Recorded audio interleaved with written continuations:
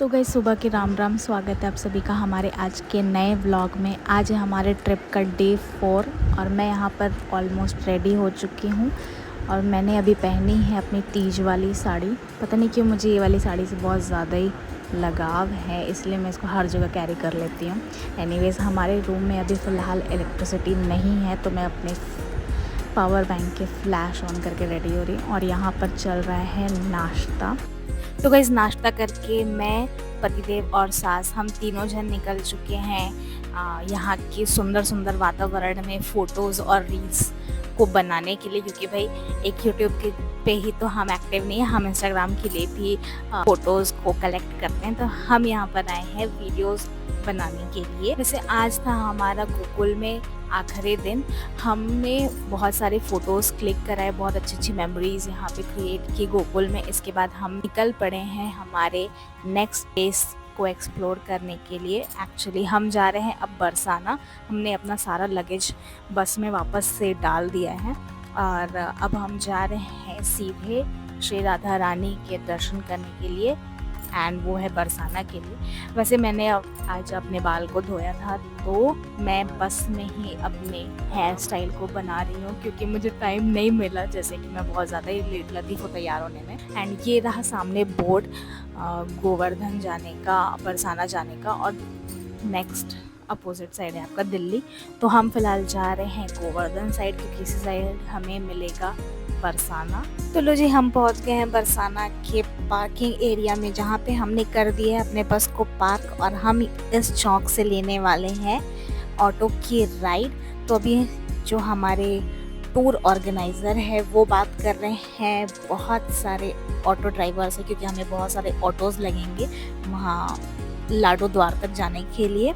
जो ऑटो वाले भैया हैं उन्होंने बताया कि जो ऑटो है वो पार्किंग से थोड़ा सा आगे जाएगी लाडो द्वार तक, वहाँ पर से हमें पैदल ही जाना पड़ेगा।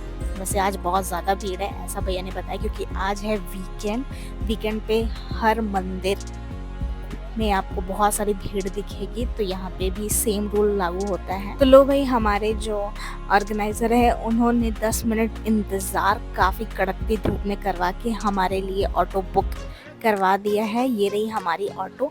इस ऑटो में हम अपने फैमिली के साथ बैठेंगे। बेसिकली यहाँ से मंदिर का जो रास्ता है वो मैक्स टू मैक्स 10 मिनट्स का है। भीड़ बहुत ज़्यादा है, इसलिए भैया ने बोला कि आप प्राइवेट बुक कर लो, तो आने जाने का जो है किराया पर पर्सन 10 रुपीज़ है। तो हम सब ने अपनी अपनी जो ऑटो राइडर्स को कॉन्ट्री कर लिया है और हम अब निकल चुके हैं राधा रानी के दर्शन करने के लिए। आप भी एंजॉय करो।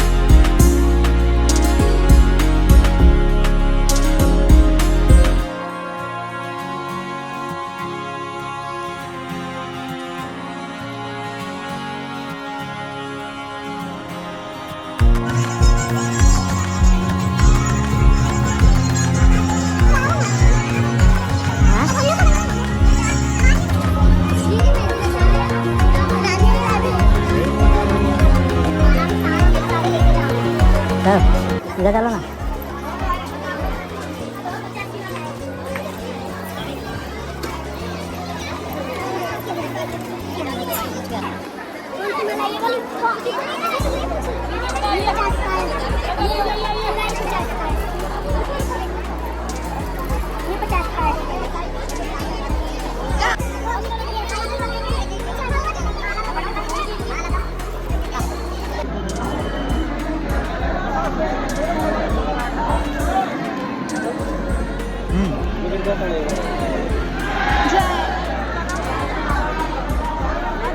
बहुत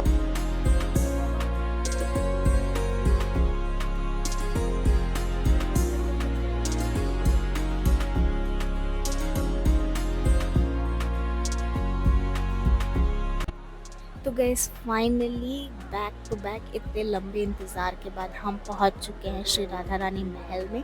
और ये रही श्री राधा रानी और श्री कृष्ण भगवान। हमें अभी फ़िलहाल तो हम बहुत पीछे हैं, लेकिन हम कैमरा जूम करके अपने दर्शन करवा रहे हैं।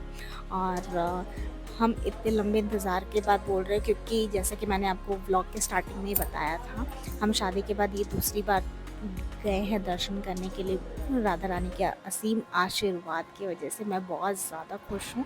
एंड मैं अगर आपको बताऊँ तो हम बहुत ही अच्छे से दर्शन किए। हम लोग पहले बहुत पीछे थे, पर्दे बंद हो गए थे दर्शन करने के बाद तुरंत, क्योंकि आरती का टाइम हो गया था। तो जैसे ही पर्दे खुले वैसे ही मुझे राधा रानी के चरणों पर जो माला चढ़ी हुई थी वो मुझे मिली और श्रृंगार का सामान मिला।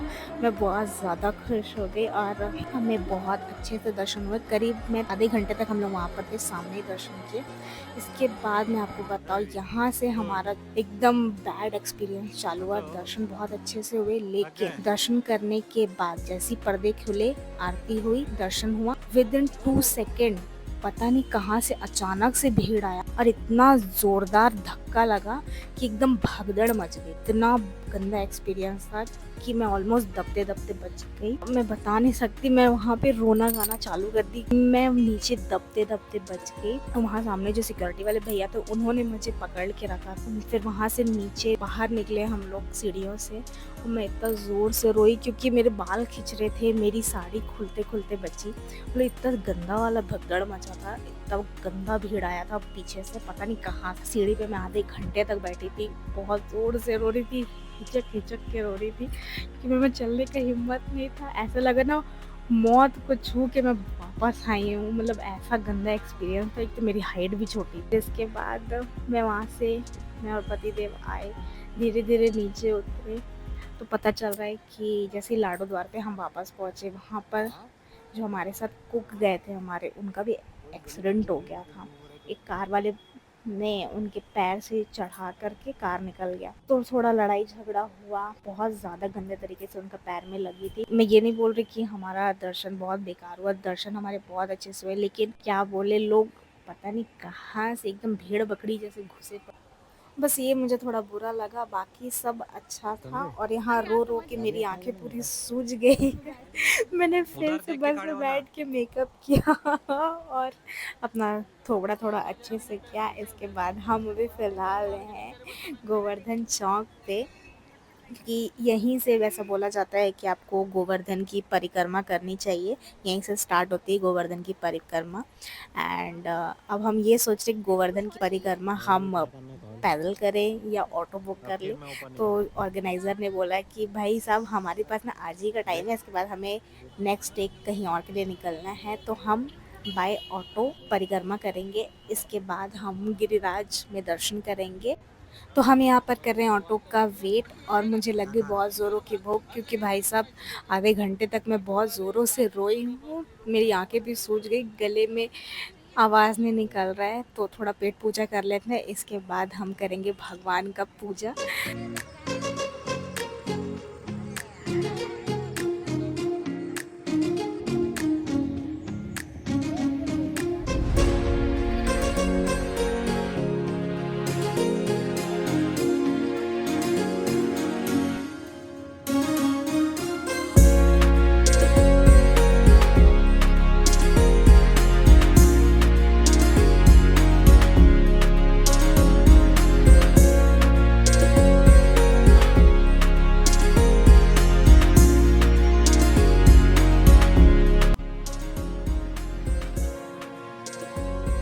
तो गाइस गोवर्धन परिक्रमा करने के बाद हम आ गए हैं श्री गिरिराज मंदिर। ये वही जगह है जहाँ पर कृष्ण भगवान ने गिरिराज पर्वत को उठाया था अपनी कानी उंगली में। और यहाँ पर कंटिन्यू 3 मंदिर है। इसका ये रहा मेन मंदिर श्री गिरिराज मंदिर। यहाँ पर कृष्ण भगवान आपको पर्वत उठाए वाले मुद्रा में दिखेंगे। यहाँ पर हमारे साथ एक बहुत बड़ा स्कैम हो गया। आज पता नहीं आज का दिन कैसा है। मंदिर में दर्शन बहुत अच्छे से हो रहे हैं एकदम वीआईपी तरीके से, लेकिन यहाँ पर स्कैम पे स्कैम हो रहा है। स्कैम हुआ है हमारे साथ पंडितों के थ्रू। यहाँ पर हमें ज़बरदस्ती दान करवाया गया। वैसे दान तो हम अपनी स्वेच्छा से करते ही, लेकिन उनका ये कहना है कि भाई नया जोड़ा आया है, अभी भी शादी हुई है, आप यहाँ पर कम से कम 10,500 का हमसे दान करवाया गया। मैंने उनसे बहुत रिक्वेस्ट की कि भाई हम अपनी इच्छा के साथ हम दान करेंगे, लेकिन आप ऐसे लूटो तो मत। लेकिन उन्होंने हमारी बात नहीं मानी। हमने अच्छा खासा अमाउंट एज अ दान दिया है। अब ठीक है, भगवान ने इतना सब कुछ दिया है तो हम दान कर दें, लेकिन ये चीज़ यहाँ के पंडितों को थोड़ा समझना चाहिए कि न्यूली वेड हो चाहे कुछ भी हो, आपको फोर्स नहीं करना है किसी को दान देने के लिए, और हमें फोर्स ही किया गया। ये चीज़ मुझे बहुत गलत लगा यहाँ का। गाइस हम आ गए हैं मथुरा के कृष्ण जन्मभूमि कारागार में, जहाँ पे कृष्ण भगवान जन्म लिए थे।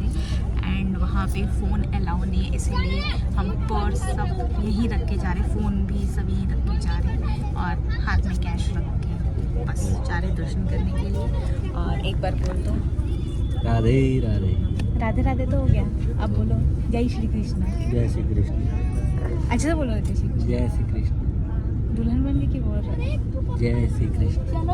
ओके, अरे तो जय श्री कृष्ण। तो मिलते हैं ब्रेक के बाद। हम जा रहे दर्शन करके आते हैं, फिर लोग कंटिन्यू करेंगे, तब तक स्टे ट्यून। तो गाइज़ ये रहा श्री कृष्ण जन्मभूमि का मेन एंट्रेंस। यहाँ से हमें फ़ोन कैमरा कुछ भी अलाउ नहीं था, तो हम अंदर ले जाके शूट नहीं कर पाए। अब दर्शन बहुत अच्छे से हो गए। अंदर का वातावरण बहुत ही अच्छा था और बहुत ठंडी भी थी अंदर। बहुत खाली खाली सा था। दर्शन बहुत आराम से हो गए हर जगह के। एंड यस, ये है डिनर टाइम, तो हम यहाँ पे डिनर कर रहे हैं। ये आज है हमारा डिनर का स्टफ़। तो that's all for today. I hope video अच्छा लगा होगा। मिलते हैं नेक्स्ट व्लॉग में। बाय।